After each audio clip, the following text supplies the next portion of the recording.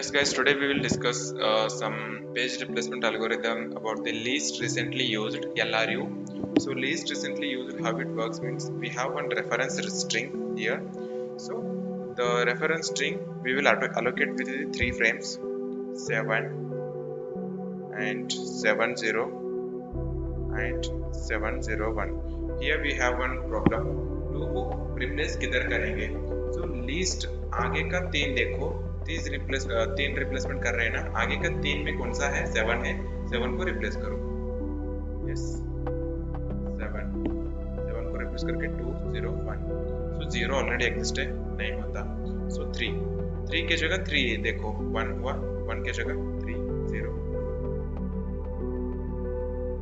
सो 0 नहीं होता.